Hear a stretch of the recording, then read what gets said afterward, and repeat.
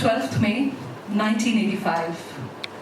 As I cried for the first time, oxygen filled my lungs. Outside the operation theatre, he cried too. Tears of joy. At a time when every Marwari family wanted a son, he distributed 10 rupee notes to everyone in the hospital. Badhai ho, mere ghar Lakshmi aayi hai. June 1994. As my team broke a record at our school swimming meet, I was standing proudly on the victory stand. My eyes met his. He was crying. Tears of pride. For he was an avid swimmer himself, but he never got the chance to participate in a competition. He was fulfilling his dreams through me. 23rd June 2006. As I was dressed in my wedding lehenga, he came, softly kissed me on my forehead. He was crying, tears of sorrow, because his little princess suddenly grew up and was going away. That same night at the Vidai, I saw him crying again. He was not looking at me, he stared into nothingness and cried. I don't know what those tears were about. I guess I never will. He was the first love of my life. He was the one man who believed in me much before I knew what it was to believe in myself. He was the man who nurtured and took care of us with a lot of dignity and love. He was my grandfather, and lovingly we all called him Baba. The word Baba itself conjures in my head images of this tall, dark, bald, fat man. At home, he always wore a white kurta. To work, he always dressed up in an old-fashioned safari suit, remnant of the British Raj in Kolkata. Baba was a thorough gentleman and an amazing doting grandfather. As a father, he had brought up his children in a very disciplined manner, but he believed that we, the grandkids, were his to spoil. He took us to Darjeeling for summer vacations, Puri for the winters. In Puri, he also allowed us to make sandcastles on his sponge. When we put mehendi, Baba would love our hands. He would look at them, he would kiss our hands and give us 100 rupees. If we did well in our exams, he would take us out for ice creams. If we did badly in our exams, he would still take us out for ice creams. Baba had 3 loves in his life: big cars, big televisions, and spicy food. But the one undisputed obsession of his life, undoubtedly, was cricket. You see, in India, cricket is a religion and it's a cult. But in our house, it was a lot more than that. It was the glue that he used to bind us together as a family. Indian victories would be celebrated. Pakistani losses would be celebrated more. In fact, on match days, we were supposed to wear blue. And he was so superstitious that if Sachin Tendulkar was batting, nobody was allowed to get up from their seats. Because if you did, and God forbid if Sachin got out at that time, it was your fault. India lost because of you. And there was a garden close to our house. Baba went there daily for his morning walks. In fact, he even started a walkers and talkers club there.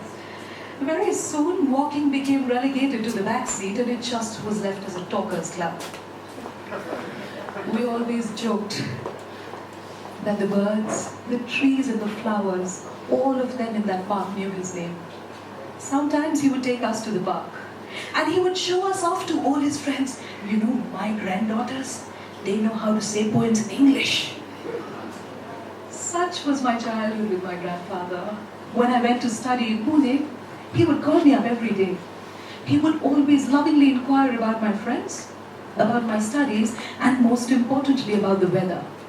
Because somebody had told him that Pune was cold throughout the year. He would always end with, "Beta, sweater pehen lena."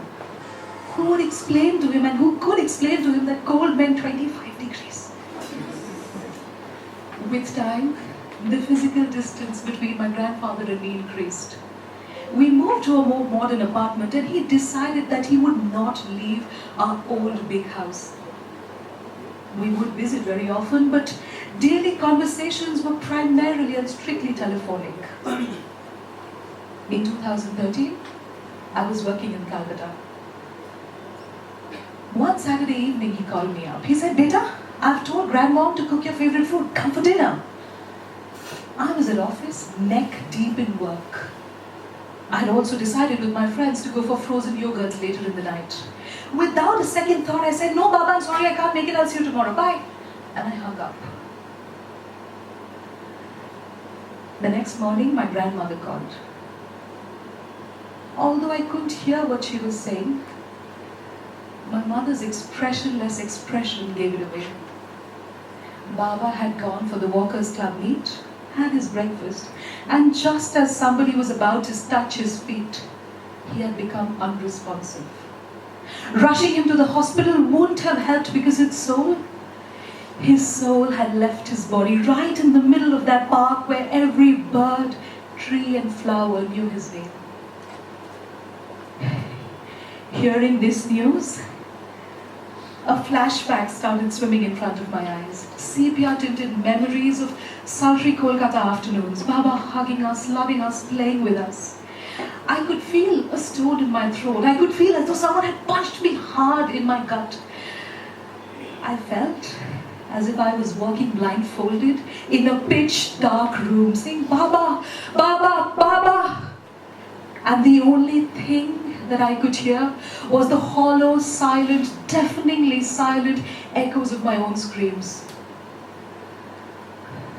The next few days were a blur of activity. A small obituary in the newspaper led a lot of strangers to our house. DPG, he helped me when I was in college. Dama Bhaiya, he gave me money to get my daughter married. He came and he wrote this letter for me on my anniversary. A sea of different faces, but one common story. Every one of them recalled an instance of love and magnanimity that he had shown towards them. And that's the day when I realized that my grandfather cried openly, laughed uninhibitedly, and gave unflinchingly. Since that day, I have tried to think about his death a lot. A few days later, I suddenly remembered that absolutely forgotten phone call. Regret, remorse, and repentance don't do justice to the volcano of feelings that absolutely broke my heart as I thought about it. A part of me died that day. I'll never be anybody's little princess again. I've tried to relive and rethink that phone call a billion times since that day. And every time I do, a part of me wishes that I say at some point, "Baba, keep the food ready, I'm on my way." But it never happens. I still haven't been able to fully digest and comprehend and make peace with the fact that that Saturday will never come back. All the money that I have in the bank will never be able to buy me that one single meal with my grandfather. My heart is broken, it's ripped apart. But I use this pain. I channelize this pain when I have to make decisions now. Every time I'm not too sure about what I want to do, I ask myself, if I don't do this, will I regret it like that Saturday?